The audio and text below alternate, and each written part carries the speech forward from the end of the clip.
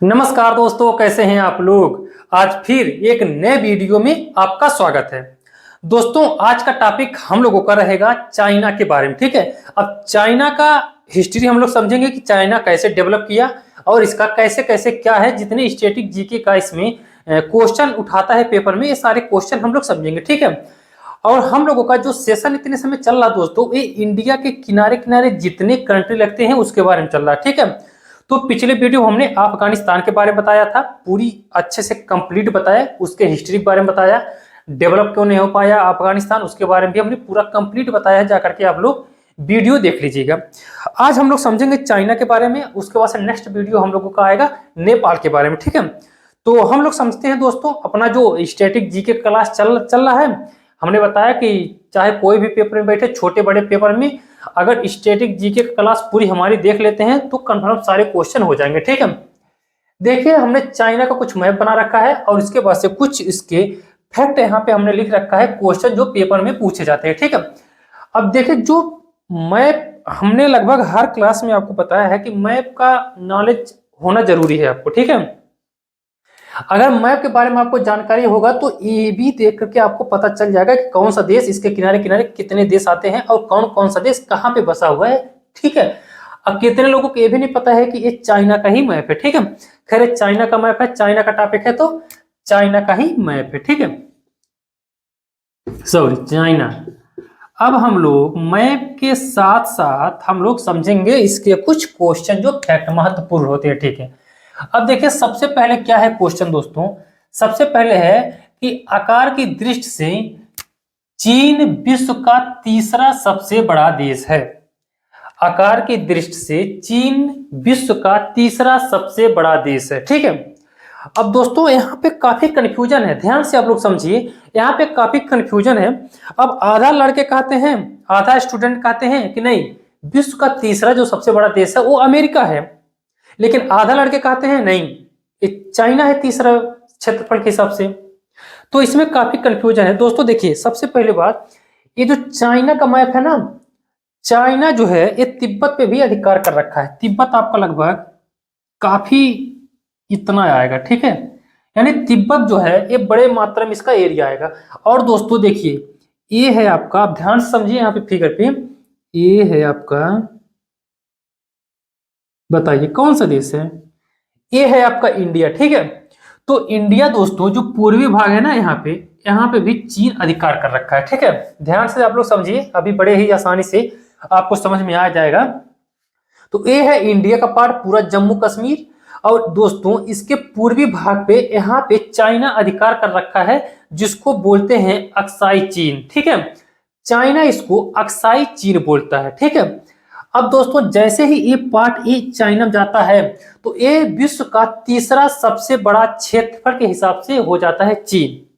ठीक है, लेकिन अगर हम लोगों के हिसाब से देखेंगे, अगर हम लोगों के हिसाब से देखेंगे दोस्तों, तो चाइना चौथे नंबर पे क्षेत्रफल के हिसाब से आता है, क्योंकि भाई हम लोगों की जमीन पे अधिकार कर रखा है, हम लोग तो देंगे नहीं ना।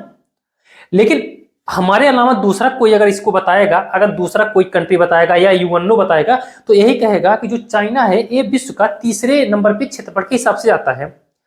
अगर यही एरिया अगर अक्साई चीन निकाल देंगे तो ये चौथे नंबर पे चला जाता है, तीसरे नंबर पे आ जाता है आपका अमेरिका। ठीक है, क्षेत्रफल के हिसाब से। अब आपको पूरी तरह से क्लियर पता चल गया होगा कि तीसरे नंबर पे चाइना क्यों आता है क्षेत्रफल के हिसाब से, चौथे नंबर पे अमेरिका क्यों चला जाता है। अगर दोस्तों अक्साई चीन निकाल देंगे, अक्साई चीन इंडिया का हिस्सा है, जिस दिन अक्साई चीन निकाल देंगे इंडिया के पास आ जाएगा, जो चाइना है उस क्षेत्रफल के हिसाब से चौथे नंबर पे पूरे दुनिया में चला जाएगा। ठीक है, पूरी तरह से कंफ्यूजन आपका मिट गया होगा। अब हम लोग कुछ पॉइंट यहाँ पे फिर आ जाते हैं। ठीक है, हमने क्या बताया, आकार की दृष्टि से चीन विश्व का तीसरा सबसे बड़ा देश है, ये पूरा लेकर के सबसे बड़ा तीसरा है। ठीक है, अब दोस्तों देखिए यहाँ पे एक और कंफ्यूजन है। ठीक है, एक और यहाँ पे कंफ्यूजन है चीन को लेकर के, जो यहाँ पे सामने आपका दूसरा क्वेश्चन लिखा हुआ है। दूसरा क्वेश्चन क्या है दोस्तों, लिखा है चीन से 13 देशों की सीमा लगती है। ठीक है, अब देखिए हमारे कहने का मतलब ये है कि जो चाइना है ना, उसके जो बाउंड्री है टोटल 13 देश लगते हैं, लेकिन आधा से लगभग 80 से 90% स्टूडेंट कहते हैं कि 14 देश लगते हैं। और इंडिया के अलावा अगर दूसरा देश कहेगा तो भी कहता है 14 देश लगते हैं। और यूएनओ जो जारी करता है दोस्तों, वो भी कहता है कि जो चाइना का बॉर्डर है ना, यानी चाइना 14 देशों की सीमा टच करता है। अब देखिए सबसे पहले यहाँ पे देखिए चाइना से अब कैसे ये 14 देश मानने जाते हैं, और हम लोग और आप लोग भी कहिए कि 13 देश ही लगते हैं। ठीक है दोस्तों, क्योंकि अब यहाँ पे एक बार से ध्यान से आप लोग समझिए, देखिए ये है आपका इंडिया, ठीक है, ये सब आ जाएगा आपका इंडिया, और यहाँ पे छोटा आ जाएगा आपका नेपाल, यहाँ पे आ जाएगा आपका भूटान, ध्यान से समझिए आप लोग, यहाँ पे आ जाएगा म्यांमार, यहाँ पे आ जाएगा लाओस, यहाँ पे आएगा वियतनाम, और यहाँ तो आ जाएगा पूरा समुद्र, साउथ चाइना सी, यही सब है। और दोस्तों यहाँ पे आ जाएगा आपका उत्तरी कोरिया, ठीक है, बाकी ये सब है आपका क्या, रूस, और यहाँ पे आ जाएगा दोस्तों मंगोलिया, मंगोलिया, ठीक है। अभी ध्यान से आप लोग समझिए, सारा कंफ्यूजन हम मिटा देंगे, एकदम आपके खोपड़े में बैठ जाएगा, इतना बेहतर तरीके से समझा देंगे, ठीक है। बस आप लोग वीडियो में बने रहे। यह है मंगोलिया, और बाकी यहाँ पे भी इसका रूस का हिस्सा आता है। और दोस्तों यहाँ पे एक सबसे बड़ा देश है, इसको बोला जाता है कजाकिस्तान, ठीक है, और उसके नीचे आ जाएगा आपका किर्गिस्तान, यहाँ पे आ जाएगा आपका किर्गिस्तान, यहाँ पे आ जाएगा आपका ताजिकिस्तान, यहाँ पे आ जाएगा कजाकिस्तान, किर्गिस्तान, ताजिकिस्तान, और दोस्तों यहीं पे पतला सा आ जाएगा आपका अफगानिस्तान, ठीक है। अब सबसे इंपॉर्टेंट ये है, लगभग 80% स्टूडेंट यही कहते हैं कि जो चाइना है वो पाकिस्तान के सीमा से भी लगता है। दोस्तों पाकिस्तान के सीमा से नहीं लगता है। अब देखिए अगर प्रेजेंट में गिनेंगे तो इंडिया का एक हो जाएगा, 2 3 4 5 6 7 8 9, यहाँ पे 10 11 12 13, यानी 13 कंट्री लगते हैं। अगर एक कंट्री यानी चाइना खुद कहता है, चाइना का मानना है कि हमारी जो बाउंड्री लाइन है वो 14 देशों से लगता है, लेकिन हम लोगों का मानना है दोस्तों 13 देशों से लगता है। 14 देश क्यों कहता है, यहाँ पे आप लोग समझने की कोशिश करिए। चाइना अपनी मनमर्जी से कहता है, ठीक है, वो अपनी मर्जी से कहता है कि 14 देश लगता है। देखिए ये है पूरा आपका क्या, ये है आपका पीओके, ध्यान से आप लोग समझिए दोस्तों, ये है आपका पीओके, ठीक है।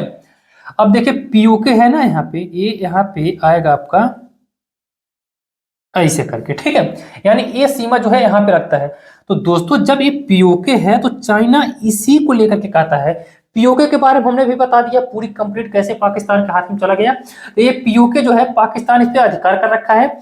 तो चाइना का यही कहना है कि भैया देखो, जो ये हमारा सीमा तो पीओके से लगता है, अब पीओके पाकिस्तान का है तो पाकिस्तान हमारे बॉर्डर से लगता है, समझ गया। यानी ये भारत का जो हिस्सा है पाकिस्तान इस पे कब्जा कर रखा है, और पीओके लगता है आपका पाकिस्तान से, सॉरी चाइना से। तो चाइना कहता है जब पीओके पे अधिकार कर रखा है पाकिस्तान, तो पाकिस्तान का हिस्सा हुआ। तो भैया जब पाकिस्तान से हमारे सीमा लगता है तो पाकिस्तान ऑटोमेटिक हम गिनेंगे उसको। यानी चीन का कहना है कि जो हमारी बाउंड्री लाइन है वो 14 देशों से सीमा लगाती है, ठीक है। ये भी आपको क्लियर पता चल गया होगा, और कितने नंबर पे क्षेत्रफल के हिसाब से है ये भी पता चल गया होगा। अगर दोस्तों इसमें भी अभी कंफ्यूजन है आपको तो आप कमेंट करके जरूर बताइए, कोई भी दिक्कत हो जरूर आप कमेंट में मेंशन करिए, हम उसको पूरी कोशिश करेंगे अच्छे से अच्छे बेहतर समझाने का, ठीक है। बाकी आपको आई होप आपको समझ में आ गया होगा ये कि चाइना क्यों कहता है कि हमारे सीमा से 14 देश रखते हैं, ठीक है। और देखिए दोस्तों ये इंडिया से देखिए यहाँ पे लिखा है चीन सटे भारत से के राज्य, चीन से सटे भारत के राज्य, यानी भारत के कितने स्टेट लगते हैं यहाँ पे देखिए। सबसे पहले ऊपर कहा जाता है आपका लद्दाख, यहाँ पे आ जाएगा आपका लद्दाख। लद्दाख में हमेशा बहस होता रहता है, हिंसा होता रहता है चाइना और इंडियन आर्मी में, ठीक है। लद्दाख आ जाएगा, हिमाचल प्रदेश आ जाएगा, उत्तराखंड आ जाएगा दोस्तों, सिक्किम, अरुणाचल प्रदेश।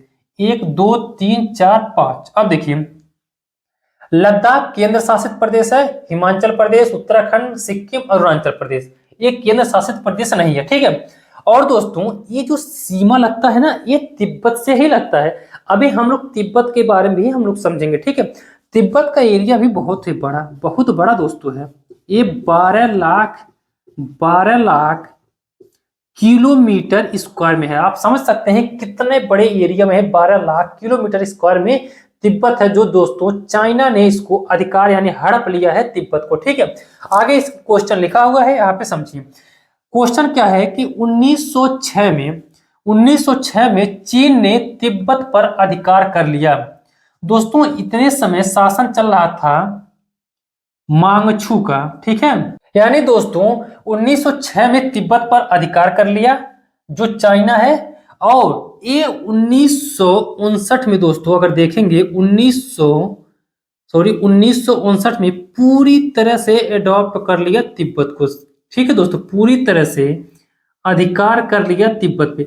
यानी इसके मतलब क्या हो गया कि 1906 में जो है 1906 में जो है चीन तिब्बत पे हमला करके अधिकार तो कर लिया, लेकिन अपना कानून वहां पे लागू नहीं कर पाया। समझ रहे हैं आप? 1906 में दोस्तों 1906 में चाइना तिब्बत पे हमला करके अधिकार तो कर लिया, यानी आर्मी वहां पे तो बैठा दिया, लेकिन अपना कानून जो है वो लागू नहीं कर पाया चाइना तिब्बत में। ठीक है, और ये प्रक्रिया बहुत ही लंबा गया और होते गया आखिर 1959 आया दोस्तों। चाइना ने पूरी तरह से तिब्बत पे अधिकार कर लिया और अपनी कानून भी लागू कर दिया। दोस्तों ये बात आपको पता होना चाहिए कि कोई भी देश किसी भी पर्टिकुलर एरिया में अगर वहां पे अपना कानून लागू कर देता है तो वह यानी वह क्षेत्र उस देश का अधिकार हो जाता है। जैसे हम लोगों का पीओके और अक्साई चीन है, तो दोस्तों हम लोगों का जो पीओके है ना, तो पूरी तरह से पाकिस्तान उस पर अपना कानून लागू नहीं कर पाया है। तो यानी इसमें यही संकेत है कि आने वाले टाइम में भारत पीओके लेकर के रहेगा और अक्साई चीन को भी लेकर के रहेगा, क्योंकि अक्साई चीन और पीओके में ना चाइना का ना पीओके का पाकिस्तान का, वहां पे उन दोनों देशों का कानून लागू नहीं हुआ है। तो आने वाले टाइम में भारत अक्साई चीन और पीओके दोनों अपने हिस्से में मिलाएगा, क्योंकि वो हम लोगों का हिस्सा था। लेकिन दोस्तों यहाँ पे भी वही हुआ था चाइना ने 1906 पे अधिकार कर लिया था पूरी तरह से, लेकिन 1959 में जाकर के अपना कानून लागू कर दिया। जैसे ही कानून लागू हुआ उसके वजह से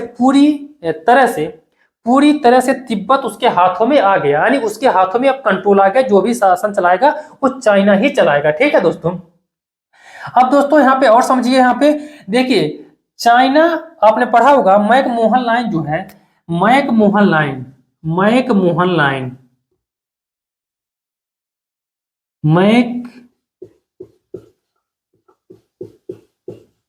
लाइन है जो दोस्तों, मैकमोहन रेखा, आपको पता होना चाहिए कि भारत, इंडिया, उसके बाद से चाइना के बीच में। ठीक है, अब एक कैसे इंडिया चाइना में चला गया यहाँ पे समझिए। देखिए हमने यहाँ पे लिखा हुआ है मैकमोहन लाइन। ठीक है दोस्तों, 1914 में शिमला समझौता हुआ था। ठीक, 1914 में शिमला समझौता हुआ था। देखिए यहाँ पे 1906 में चाइना ने अधिकार कर लिया और 1914 में शिमला समझौता हुआ किसके बीच? इंडिया और तिब्बत के बीच में होगा। ठीक है दोस्तों, यहाँ पे हमने साफ साफ लिखा हुआ है इंडिया और तिब्बत के बीच में हुआ शिमला समझौता। ठीक है, शिमला समझौता हुआ। इसमें ये कहा गया कि भैया देखो, ये है पूरा तिब्बत का एरिया। ठीक है, ये है पूरा तिब्बत का एरिया, तो इन दोनों में समझौता हुआ। ये कहा गया कि इंडिया और तिब्बत के जो बीच में बॉर्डर लगता है उस बॉर्डर का नाम रहेगा आपका मैक मोहन लाइन। ठीक है, मैकमोहन लाइन। ठीक है दोस्तों, लेकिन ऐसा रहा नहीं। 1959 जैसे आया चाइना जो है वो तिब्बत पे अधिकार कर लिया। और जब तिब्बत पे अधिकार कर लिया दोस्तों, तो ऑटोमेटिक तिब्बत यहां से हट गया। अब जब तिब्बत यहां से हट गया तो डायरेक्ट अब किसका लिंक हो गया इंडिया और चाइना का। तो इतने समय देखेंगे इंडिया और चाइना में ही मैकमोहन लाइन है। ठीक है दोस्तों, यानी जो मैकमोहन लाइन है वो इंडिया और चाइना के बॉर्डर को वही लास्ट मतलब लाइन है। ठीक दोस्तों, जो मैकमोहन था ये अंग्रेज अधिकारी था, इस बात को आप ध्यान रखेंगे, अंग्रेज अधिकारी था। ठीक है, बस इतना आपको समझ में आ गया होगा। शिमला समझौता आपसे क्वेश्चन पूछता है, शिमला समझौता किन दो देशों के बीच में हुआ था? तो इंडिया और तिब्बत के बीच में हुआ था, ना चाइना के बीच में हुआ था। 1914 में हुआ था। ठीक है, इंडिया और तिब्बत के बीच में ही मैकमोहन लाइन डिफाइन किया गया था। बाद में 1959 में चाइना पूरी तरह से अधिकार कर लिया, उसके बाद से इंडिया और चाइना के बीच में तब आया मैकमोहन लाइन। ठीक है दोस्तों, अब यहाँ पे कुछ इसका हिस्ट्री था, चीन का कुछ यहाँ पे हिस्ट्री था। अब इसके कुछ फैक्ट समझते हैं। यहाँ पे आप समझिए, राजधानी चाइना का बीजिंग है, मुद्रा दोस्तों यहाँ का है युआन। ठीक है, और देखिए स्वतंत्र कब हुआ दोस्तों? अपना देश जब स्वतंत्र हुआ उसके 2 साल बाद हुआ था, 1949 में। इसका संसद का नाम है नेशनल पीपल्स कांग्रेस। ठीक है दोस्तों, कांग्रेस बहुत ही बड़ी पार्टी है, पूरी दुनिया में कई देशों में कांग्रेस का नाम पर चलता है। नेशनल पीपुल्स है दोस्तों, पीपुल्स कांग्रेस। ठीक है, और यहाँ का जो आर्मी है वो पीपुल्स लिबरेशन आर्मी है। ठीक है दोस्तों, चाइना का। यहाँ का राष्ट्रीय पशु है दोस्तों ड्रैगन, आपने सुना होगा ड्रैगन हमेशा आता है सिंबल छापते हुए, ठीक है ड्रैगन। राष्ट्रीय पक्षी है दोस्तों लाल मुकुट सारस, ठीक है। यहाँ पे देखिए चीन की प्रमुख नदी है दोस्तों, वो यांगसी कांग नदी है। यांगसी कांग नदी है जो चीन की सबसे लंबी नदी है, और यहाँ तक कि दोस्तों ये एशिया के भी सबसे लंबी नदी है। एशिया की सबसे लंबी नदी है कौन? यांगसी कांग नदी, ठीक है दोस्तों। और दोस्तों अगर देखेंगे जो तिब्बत है ना, तिब्बत के जो पठार है, पूरे दुनिया का सबसे बड़ा पठार तिब्बत का पठार है। और तिब्बत के पश्चिमी भाग से 3 प्रमुख नदियां निकलती हैं जो भारत में इंटर करती हैं, ठीक है दोस्तों। वो कौन कौन सी नदियां हैं पश्चिमी भाग से तिब्बत से निकलती हैं? एक है सिंधु नदी, एक है सतलज नदी, और एक है यांगसी नदी जो भारत में इंटर करती है, तो उसको ब्रह्मपुत्र नदी के नाम से जाना जाता है। और तिब्बत के पूर्वी भाग से 2 नदियां बहुत ही फेमस निकलती है दोस्तों, एक सालवीन नदी, ध्यान रखेंगे ये भी, और एक मेकांग नदी। ये तिब्बत के पूर्वी घाट से निकलती है। जो सालवीन और मेकांग नदी है वो चाइना होते हुए तिब्बत से चली जाती है आपके म्यांमार में, ठीक है। आपसे क्वेश्चन पूछता है कि म्यांमार की सबसे लंबी नदी कौन सी है, तो ये है सालवीन नदी। दोस्तों सालवीन नदी है जो ये मर्तबान की खाड़ी में जाकर के नीचे गिर जाती है, ठीक है। अब दोस्तों रही बात अक्साई चीन का, ठीक है। अब देखिए ये है आपका अक्साई चीन। अक्साई चीन को दोस्तों हम लोग क्या करेंगे कि नेक्स्ट वीडियो में बेहतर तरीके से समझेंगे कि ऐसा क्या रीजन रहा कि चाइना भारत के हिस्से पे अधिकार कर लिया, भारत इसको छुड़ा नहीं पाया, क्यों नहीं छुड़ा पाया, क्या ऐसा रीजन रहा, और आज तक भी भारत कुछ कर नहीं पा रहा है, ठीक है। ये हम लोग पूरा नेक्स्ट वीडियो में समझेंगे अक्साई चीन को लेकर के। आज के लिए बस इतना ही। आई होप आपको अच्छे से समझ में आ गया होगा। अगर कोई आपको कंफ्यूजन है तो आप कमेंट में जरूर मेंशन करें उस बात को, हम पूरी कोशिश करेंगे उसको अच्छे से समझाने का, ठीक है। आज के लिए धन्यवाद।